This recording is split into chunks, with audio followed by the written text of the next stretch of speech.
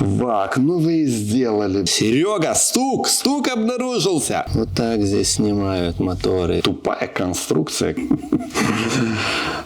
Твою мать. Всем привет, дорогие друзья. Сегодня будет продолжение нашего ребуса, связанного с нашей Audi Q7. Для тех, кто не в курсе, я купил этот автомобиль с проблемой шумящих цепей газораспределения. Именно так мне хозяин, который ее продал, объяснил, что надо менять цепь. Когда я ее осматривал, я ее заводил, запускал, был явный шум цепи. И шум хаотичный, шум был не цикличный, он проявлялся на разных оборотах, по-разному, на сброс газа, на холостом ходу. В общем, он по-разному себя проявлял. Сняв двигатель, как вы знаете и помните по прошлому видео, сняв крышку, я обнаружил, что у меня цепи, оказывается, уже поменены. Все поменено, и, следовательно, шум из-за этих цепей никак не может идти, потому что я уже их перепроверил 10 раз. Все натянуто, все четко, все ровно. Честно говоря, немножко даже расстроился, потому что я был уверен, что проблема в цепях. Все-таки предчувствовал, что здесь что-то не так. Я заранее не заказал цепи. Я их не купил. Я решил сначала все-таки вскрыть двигатель, а потом уже заказывать все запчасти, которые мне будут необходимы. И в итоге мне цепи, как оказывается, не нужны. Сейчас у меня в голове ребус, где искать этот, мать его, шум. Я пересмотрел видео, когда я его покупал, и там четко слышен этот шум. Я его пересматриваю. Я там газую, на холостом машина работает. Я вслушиваюсь в этот звук. Я буду пошагово сейчас дальше, по мере отсекания вариантов, идти и искать вот так вот. Запустить я уже, конечно, ни хрена не могу. Я буду вот так вот искать. Визуально осмотрев, сначала я подумал, что может быть проблема, связанная с каким-то из рокеров, либо гидрокомпенсаторов. Осмотрев рокера, вроде бы визуально все рокера на месте, ни один клочок, ничего не поломано, все на месте, все стоит. Все гидрики на месте, все выглядит четко. Может ли гидрокомпенсатор вот так хаотично давать такой звук, который был? Я сомневаюсь. Это далеко не похоже на звук гидрокомпенсатора. Дальше я думаю, что я сниму свечи и полезу камерой, эндоскопом в цилиндре, посмотрю, нету ли чего-либо странного с поршнями, либо с камерой сгорания, с клапанами и так далее. Сниму поддон и посмотрю, что у меня там происходит в поддоне, нету ли там чего-либо. Но прежде чем я все это буду делать, я хотел изначально проверить метки газораспределения, так как при диагностике у меня были ошибки, связанные с положением распредвалов либо фазовращателями. Я не знаю точно, на что ругалась эта машина, так как она долго не работала, и ошибки могут быть также старыми, которые не стерли. Я все-таки решил проверить и выставляю коленвал вот здесь. Вот у нас есть метка на шкиве и на самом корпусе. Мы выставили эту метку. И теперь мы смотрим вот сюда, на эту сторону. У нас также есть дублирующая метка. Вот здесь вот зуб спиленный. Зуб должен у нас стоять в середине, в разрез, где коренная шейка коленвала. И вот этот зуб у нас прямо в этот разрез смотрит. Шестерня, которая идет на насос, у нее тоже вот здесь вот есть такая метка, вот зубик. И внутри на насосе у нас тоже есть такая треугольная метка. Они у нас 100% совпадают. Эта шестерня с этой меткой смотрит на 7 часов. Дальше наша шестерня, которая вращает, от которой приводится в привод наш насос высокого давления в топливной системе. Вот она. Вот эта вот риска должна быть на уровне с этой риски. Сюда вообще идет специальный инструмент, который фиксирует наш вот этот эллипсный кулачок на вот этой звездочке. Именно вот в этом положении. Это очень важно, что наша шестерня эллипсная имеет тоже свое положение. Если ее переставить на 2-3 зуба, то система высокого давления топлива не будет работать правильно, потому что вот этот клапан работает в такт. Блок управления через датчик положения распредвала знает, когда кулачок давит на насос. И в этот момент он управляет вот этим клапаном. Я уже сталкивался с этой проблемой на Volkswagen Passat. И я поставил вот этот кулачок в неправильном положении. Вернее, этот кулачок был на распредвалу запрессован просто без каких-то шпонок, без каких-то фиксирующих его положения на распредвалу. И я его перепрессовал в другом положении. И у меня были такие проблемы с давлением топлива. Я просто охренел тогда и не мог разобраться, почему у меня не работает высокое давление. Дальше у нас распредвалы. Наши шестерни Вануса тоже должны совпадать по меткам. Здесь у нас вот они метки имеются. И здесь все совпадает. Ну и разрез распредвалов должен быть с плоскостью. В принципе, вот этот распредвал чуть-чуть, наверное, стоит не параллельно плоскости, а вот, чуть-чуть незначительно. Еще такой нюанс. Здесь у нас стоит толкатель. Толкатель стоит такой роликовый, и этот ролик на игольчатом подшипнике.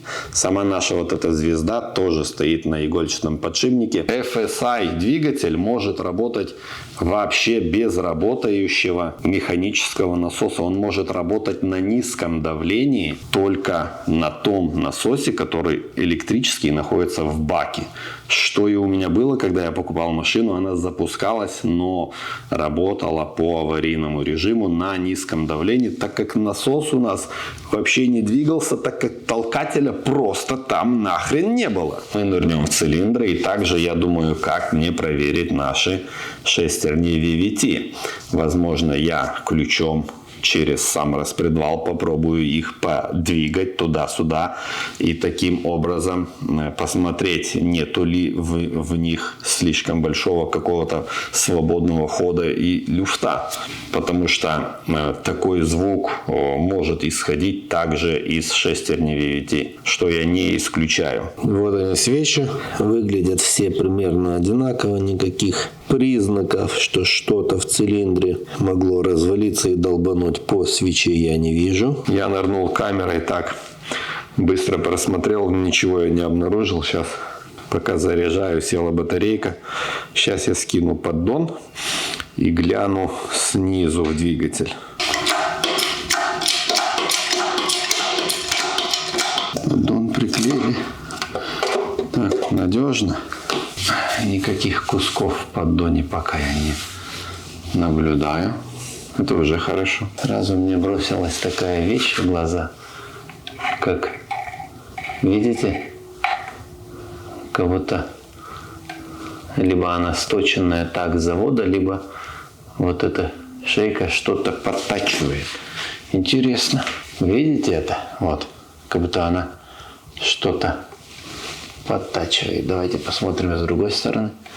С другой стороны вроде все в норме. А нет, эта шейка выглядит точно так же. Вроде все поршня на месте. Ничего не оторвало. Ничего не отвалилось. Что же тарабанит, а? Вот это фокус, вот это ребус мне. Давай, маньяк, разбирайся. Вот этот вот спил, это не заводской какой-то спил. То есть расточка, распил коленвала, видна вот станочная работа. Да, вот видны, да, риски. Здесь риски. А здесь именно такое ощущение, как будто он там что-то цеплял. Именно вот эта шейка. Кроме этого, я сейчас проверну, покажу вам еще вот эту вот. Она, такое ощущение, что она спиленно цепляла вот по вот этой плоскости. Все остальные вот, они, никаких следов на них нету. А вот здесь вот в этой зоне, на вот этих вот двух щеках коленвала, как будто бы она обо что-то трет. Обо что ты можешь там, все остальные щеки вот четко выглядят, очень любопытно. С этой стороны та же самая история. Видите? Вот. Как будто бы она что-то пилила. Видите? Очень интересно. Если вот так взглянуть на вот эту шейку, да, и на вот эту, видно, что она выше, как будто ее что-то спилило. Что я нашел? Все-таки вот этот вот спил там сверху, она трет об блок. Создавала ли она подобный шум? Я полез туда камерой. Причем боковой. Так вот мы идем вверх. Так, это уже у нас поршень. Вот здесь четко видно, вот оно блестит прямо. Вот оно. И с другой стороны. Они специально так сточены, потому что там блок технически так устроен. Ну, здесь пришлось как бы делать с завода, вот стачивать эти щеки так под углом. Но там он так вплотную крутится, что он все-таки трет. Мысли у меня такие, что вот здесь вот у нас упорные подшипники, да, которые должны держать вал. Они у нас изношены. Вал изначально должен ходить вперед-назад, да? Вот он не ходит. Ходит примерно, не знаю, не так-то и много, может быть, полмиллиметра, может до миллиметра, может полмиллиметра ходит вал. Он в принципе как бы и должен ходить в этих подшипниках, он не зажат прямо вот намертво. Может ли вот такое вот давать вот этот звук, что она бьет вот там вот наверху и давать вот такой вот хаотичный звук? Ребус может ли давать такое касание коленвала о блок, такой звук? То, что он касается, это 1000000%. Что вы скажете, коллеги? У кого какие мысли? Я, честно говоря, вот с такой вот фигней первый раз я сталкиваюсь, я такого не припомню, что у меня балансиры коленвала вот так вот в блоке обо что-то били. Я до сих пор не уверен на 100%, что у меня конкретно приводило к такому хаотичному стуку. Вот это трение могло привести к подобным стукам. Очень даже могло привести к подобным стукам.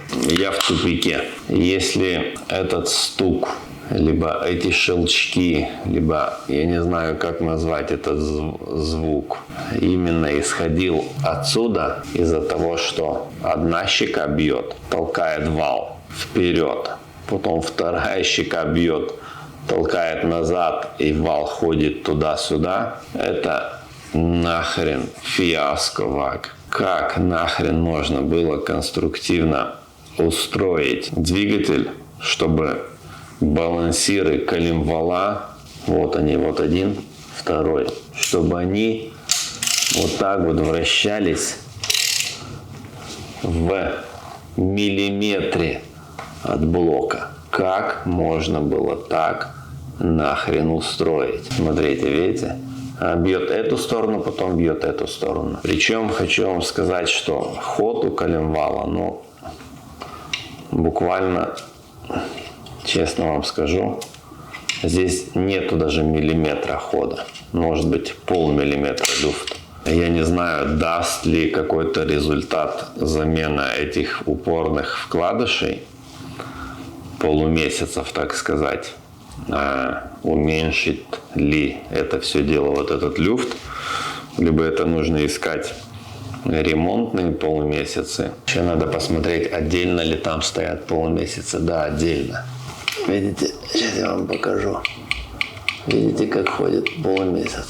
Вообще износ полумесяцев на двигателе с автоматической коробкой передач, ну, он практически не должен быть, так как коленвал, ну, не подвергается нагрузке. Допустим, если это механика, когда ты выжимаешь сцепление, ты выдавливаешь полностью коленвал вперед.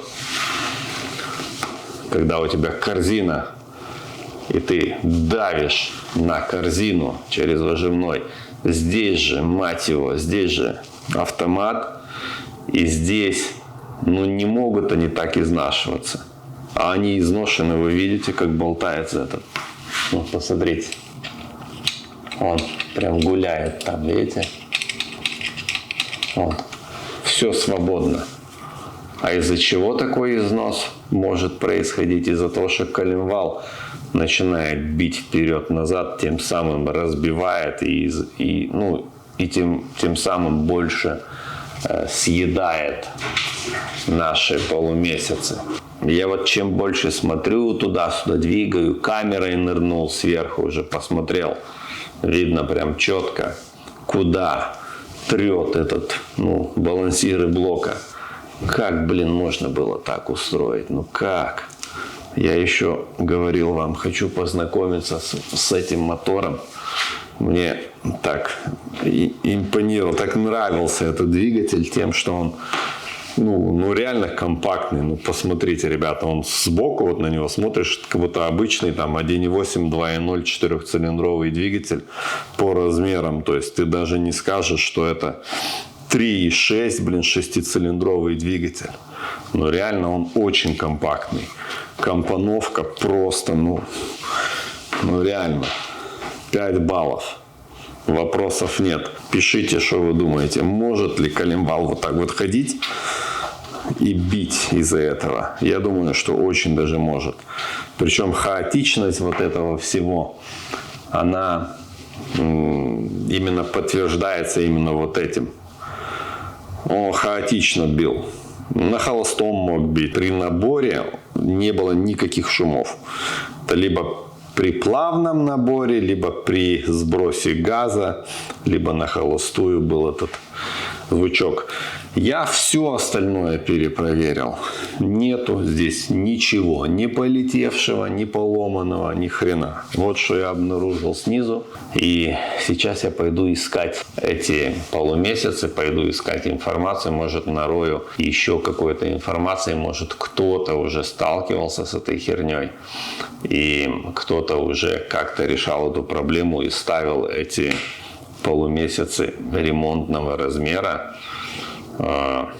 Хотя ремонтного размера они ставятся только тогда, когда шлифуется коленвал, причем не только шейка, но и боковая часть самих балансиров, то место, куда упирается вот этот вот полумесяц, та часть тоже шлифуется, и шлифуется на определенный размер, и только в таком случае ставится ремонтного размера полумесяца, упорные вот эти подшипники. Сейчас я пойду искать, буду их менять. А что делать? Поменять эти упорные полумесяца, это придется, по-моему, скидывать весь коленвал. Забыл вам показать уникальную и абсолютно безнадежную тему. Это вот этот вот фонарик, да? Он на многих моделях он установлен вот здесь в бардачке. Вроде бы он должен заряжаться. Он у меня сначала вообще не горел, когда я его первый раз увидел. Но сейчас он горит как вот, еле-еле. Я не знаю, что с ним можно посветить.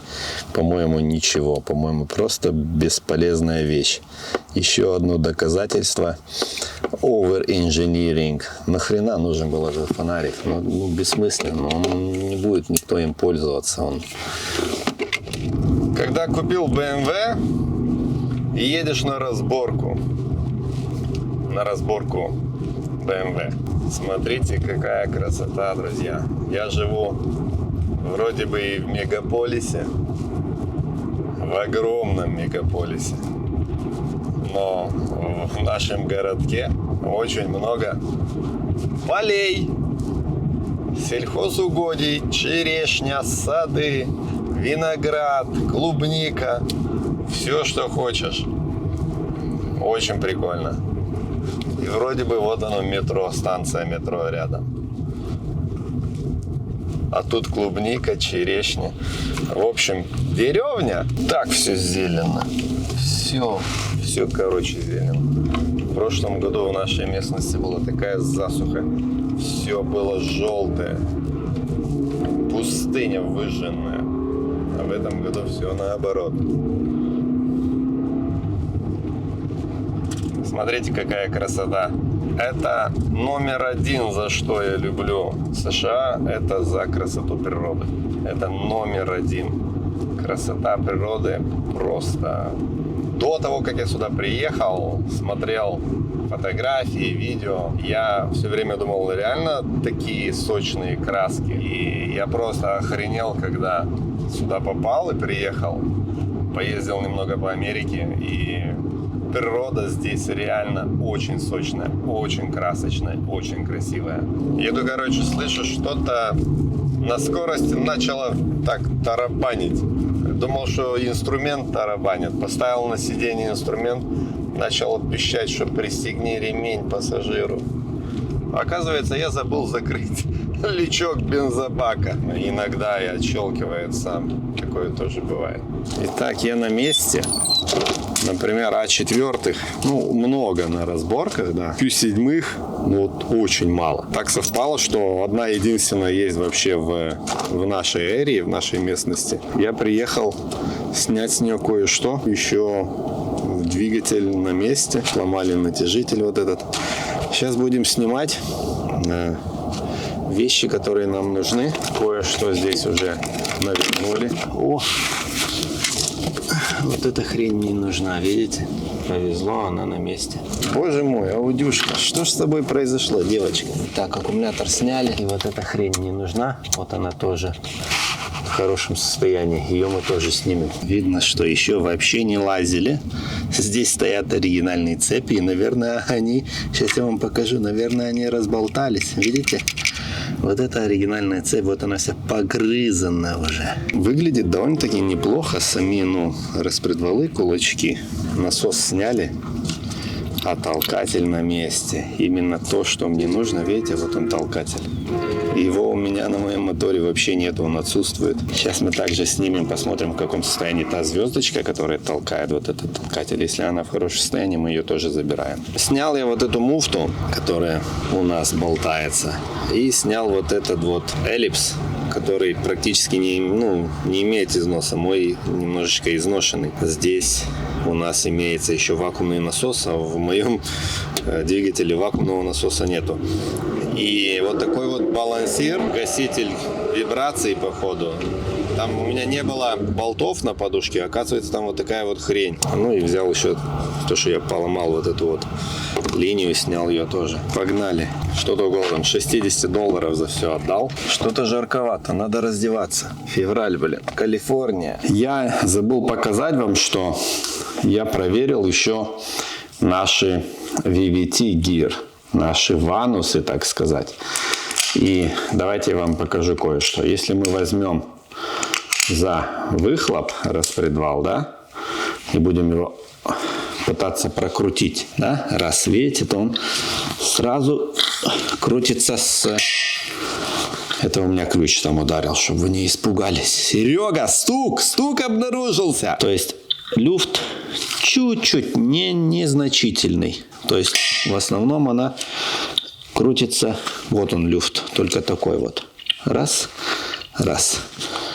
То есть этот ванус у нас, шестерня, имеет фиксатор внутри. Так, смотрите сюда сейчас на впускной.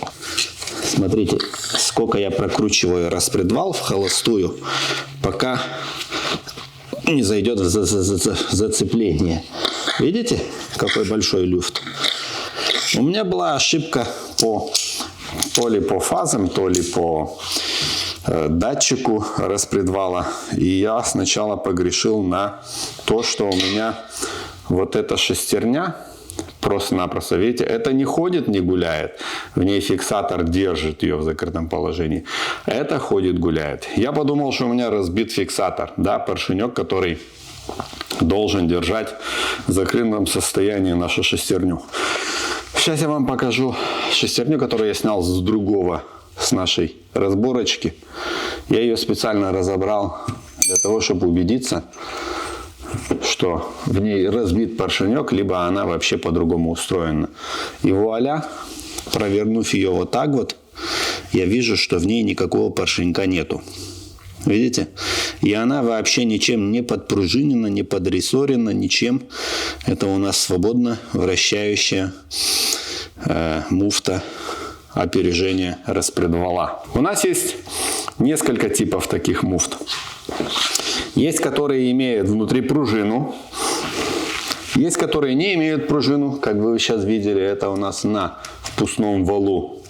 Есть, которая имеет поршенек, который фиксирует ее в закрытом положении. Этот поршенек открывается только подачей давления масла. После того, как двигатель заведется, давление масла подается через соленоид, естественно, управляющий. И наша шестерня срабатывает и проворачивает распредвал против вращения двигателя. Изначально я подумал, что что-то у меня с этой шестерней. Но оказывается, что с ней все в порядке, в ней нету поршенька, она у нас свободного типа, то есть она вращается туда-сюда, и проворачивается она только за счет давления масла. Никакой пружины, никакого фиксирующего элемента внутри у нее нету. Может ли такая шестерня, вращаясь, болтаться туда-сюда и создавать люфт? Нет, не может. Сейчас объясню почему. Дело в том, что распредвал у нас один на все 6 цилиндров. Если распредвал на 4 цилиндра, и если там, например, у нас 8-клапанный двигатель 4-цилиндровый, то, проворачивая распредвал, мы можем поймать момент, где распредвал просто сам раз и перескочит и провернется за счет давления клапана, давления пружины от клапана, вернее. Но в этом распредвалу у нас такого момента не бывает, потому что слишком много клапанов, слишком много фаз, и у него нету вот этого свободного люфта, и у него нету вот этого перескака, где он сам прокрутится вперед. Такого не бывает. Поэтому такой распредвал, он не идет на опережение вращению, как, например, 4-цилиндровый 8-клапанный. Поэтому он не может никак стучать, потому что цепь всегда будет то есть шестерня приводная всегда будет в натяге держать распредвал, и он никогда не перескочит вперед ввиду своей конструктивной особенности. Поэтому стучать так в анус не может. Даже чисто теоретически он не может так стучать. Мой ребус сводится только к одному, к стуку коленвала. Все остальное я проверил. Да и в цилиндре, если бы что-то было, то это был бы констант, постоянный стук. И его частота нарастала бы с увеличением оборотов. У меня же стук был.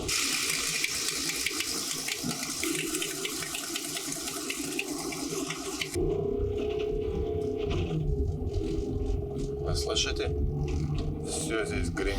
Так у нас же стук хаотичный, и он мог появляться как и на холостом, так и на больших оборотах. Если бы это был стук гидрокомпенсатора либо какого-то, то стук гидрокомпенсатора увеличивается с увеличением оборотов. Перерыл очень много форумов, перечитал очень много тем. И все проблемы, они складываются либо к раздолбанной системе газораспределения, к цепи и так далее, что у нас было изначально, на что мы грешили. Либо к тому, что у нас разламывалась пяточка и раздалбывался толкатель и стучал по насосу вот этот стук. У нас же здесь толкателя нету. Ничего не мог найти, связанного с коленвалом, с тем, что балансиры бьют реально об блок. Они бьют и двигают коленвал вперед-назад. И из-за этого у меня стук, именно когда я топил на педаль газа, и в момент подъема оборотов стук абсолютно пропадал. Его вообще не было. Он появлялся только когда я сбрасывал газ. И он был хаотичный на холостом ходу. Либо он был, если я очень медленно топил на педаль газа и очень медленно набирал обороты, тогда он тоже иногда появлялся. Я начал искать вот эти вкладыши, упорные, так сказать, вкладыши коренные. Они называются thrust bearing на английском. И вот я нашел продавца, который написал статью и написал четко: если у тебя стук в подобном двигателе, и ты не можешь понять, в чем причина, тебе нужны вот эти вкладыши. Следующее, мы сейчас их будем менять. Мы их снимем, мы замерим их толщину, посмотрим, какая у них будет разница. И даст ли мне что-то замена этих новых вкладышей, будет ли она туже держать коленвал и не будет ли он бить своими вот этими балансирами о блок. Тупая конструкция, конечно. Вы, конечно... Вак, вы сделали, шестицилиндровый VR6. Бугель наш коренной. Если вы посмотрите, все спрашивали, переживали, почему на М-ке не меняешь коренные вкладыши. Коренные вкладыши практически при правильной эксплуатации и непреднамеренном насиловании, они никогда не выйдут из строя. Они испытывают гораздо меньшую долю нагрузки, чем шатуны. Вот он, нижний вкладыш, который испытывает большее давление, чем верхний. И, как вы видите, 159 тысяч миль пробега, и на нем до меди еще далеко. Осевые упорные полумесяцы, вот они. Значит, на них я вижу значительный износ. На одном из них я вижу, что износ был вот так вот неравномерный. С этой стороны он вообще не касался коленвала. Вот этот вот более-менее изношенный со всех сторон. По фирме Glica у меня идут полумесяцы. Стандартный размер. Идут вокруг всего вала. То есть один идет сверху, другой идет снизу. Видите? У меня их 4 штучки. Здесь же у нас они полумесяца, они покрывают половину, чуть больше. Эти уже должны лучше держать коленвал. Визуально я ни хрена не вижу разницы между ними. Давайте мы померим толщину, хотя бы в десятку, чтобы они лучше держали этот вал в центре, чтобы эти щеки там наверху не стучали по блоку. Так, мы выставляем на 0. Так, сколько у нас здесь? 1,69 мм. Здесь 1,68. На этом конце 1,70. 1,69, 1,69, 1,65.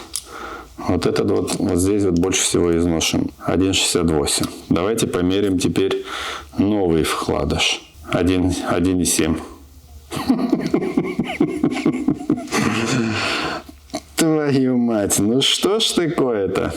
1,7. 1,7. Вот это прикол. Короче, эти вкладыши не изношены. Но 1,7. Износ в 2-3 сотки. 3 сотки это ни хрена недостаточно. Я опять нахрен, в ступоре. Я в любом случае поменяю это вкладыши, потому что я уже туда полез. Честно вам скажу, разница, в износе, ладно. Даже если я поставлю сейчас вот эти вкладыши, у меня коленвал будет болтаться туда-сюда меньше на 2-3 сотки. На 2-3 сотки миллиметра он будет более зажат. Будет ли этого достаточно? Я ни хрена не уверен. И износ у нас идет не только по упорным вкладышам, но и сам коленвал, то есть сама плоскость коленвала тоже может стираться. Но не так же, как вкладыш, потому что вкладыш все-таки все равно сделан из более мягкого материала, чем коленвал. Поэтому больше стирается вкладыш. Уберу я, 2-3 сотки биения коленвала. Посмотрим, что это мне даст. Еще обнаружил здесь вот такую вещь. Дело в том, что коленвал-то я не снимаю. И теперь, устанавливая вот такой вот вкладыш, мне нужно будет сначала продеть вкладыш, который идет наверх, а потом уже этот вкладыш вместе с бугелем, с нашей крышкой коленвала, вот так вот вместе ставить. Дело в том, что вот этот вкладыш имеет здесь такую насечку, тут именно вот накернили ее. Я не знаю, нахрена она накернена, есть ли там в блоке такие же пазы, чтобы она не проворачивалась. Но я думаю, что нет, не может быть там ни черта в блоке. Я думаю, что вкладыш от проворота держит именно вот этот замок, он в бугеле. А этот вкладыш не проворачивается, потому что он упирается в этот, который в бугеле. Зачем сделали вот эту насечку? Сейчас мы посмотрим, смогу ли я его туда просунуть. Если вообще убрать эти упорные, посмотрите, сколько ходит коленвал. Он ходит 3 миллиметра, Он конкретно ходит. Итак, давайте сначала с этой стороны попробуем просунуть. Обязательно нужно поставить правильной стороной, чтобы притирочная сторона была в сторону коленвала. Замечательно. Один у нас вот он уже на месте, видите? Он там стоит. Сейчас мы еще второй будем просовывать, нижний. Вот эта сторона идет к блоку. Вот это идет к коленвалу. Смотрите, замечательно проходит и выходит. Опс. Все. На месте. Ну-ка, теперь ходит коленвал. Коленвал в любом случае будет ходить, на 3 сотки. обхохочешься. Ситуация, блин, вы уже поняли, что вот эта часть, вот, видите, более держала себя в колготках в центре. И там наверху, чтобы не стучало. Вариантов у меня других нету. До хрена хода, блин, можно его еще зажать. Как его зажать, а? Не нравится мне это все, я хочу зажать коленвал еще. Следовательно, мне нужен ремонтный размер этой херни. Либо как-то... Сейчас будем думать, как. Я решил поставить просто новые полумесяцы. Смотрите, видите, как с одной стороны бугель такой немного отполированный, а с другой стороны нет. Видно, что в одну сторону било больше. Напишите в комментариях, как можно уплотнить на несколько сотых вот эти вкладыши. Я не нашел отдельно ремонтных вот таких вот полумесяцев. Ремонтные идут уже полностью коренной вкладыш, который идет, вкладыш идет цельный вместе с этим боковым осевым упором. И он идет 0,25, и сам вкладыш идет 0,25, но под этот вкладыш уже нужно и коленвал шлифовать, и по бокам его тоже нужно шлифовать, потому что даже 0, если найти такие вот 0,25 размер, то они уже будут зажимать коленвал. Я, например, планирую сделать насечки вот здесь, вот накернить, для того, чтобы немножечко убрать этот зазор, тем самым вкладыш будет плотнее держать коленвал. Но вы напишите, можно ли что-то подложить, да? Ну, под вкладыш, я помню, подкладывали, да, фольгу и еще. Но вот под это дело что-то подложить не получится, потому что она как бы играет здесь, она в таком свободном ходе. И чтобы ты туда не подложил, она как бы, ну, ее либо разъест, разобьет, либо выкинет ее каким-то образом. Керновать, я думаю, единственный вариант, который мне остается, чуть-чуть накернить, и тем самым я могу прибавить еще пару соток. Итак, шейка у нас затянута. Смотрите, сейчас коленвал имеет практически не люфтит. То есть он ходит, но очень-очень мало.